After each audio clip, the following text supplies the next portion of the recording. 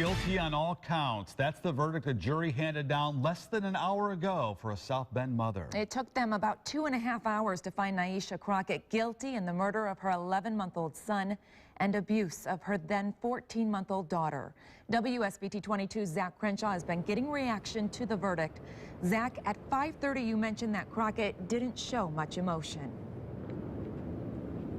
Yeah, none whatsoever, Leanne. As the judge read all 4 guilty counts, including murder, she stood there, her face not a tear shed. There were family members crying in the back. It's almost like she expected the result that she had. Now, she faces more than 80 years in prison for all 4 guilty counts: murder, aggravated battery, and neglect of a dependent. Today, Crocket finished testifying in court, where she reverted back to her original counts of the incidents, saying she found her daughter and her son unresponsive and not breathing. Now, the state focused on her comment where she said she was a, quote, violent, angry person.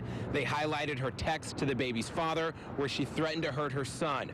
In closing, the prosecution told the jury the 2 infants who died 7 months apart, or who were injured 7 months apart because of a lack of oxygen while in their mother's care, was not a coincidence. They ended by showing pictures of both the children, the baby boy on the autopsy table and the baby girl in the hospital in a coma with tubes hooked up to her. Now, I asked the prosecution's lead witness, Detective Brian Cook, if this felt like a win because of the guilty verdict. Anytime children are injured or hurt, it's not a win. Nobody wins. And you have a young mother that's looking at a lot of time, and so nobody wins. Now, the defense says they were disappointed because they believe that the confession was forced and that the state did not prove murder in this case. They said the evidence did not match up with Crockett's confession.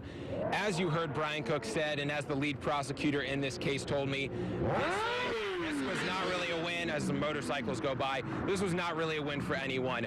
A boy, baby boy dead, and a little girl still in a coma, and as you heard Brian Cook say, a young mother in prison for what will likely be the rest of her life, sentencing for that on May 13th. It's been an emotional week, but ultimately, one side say justice is served, and another is left heartbroken. Rick? Yeah, certainly a sad day for everybody involved today. I know you have much more reaction coming up tonight at 11.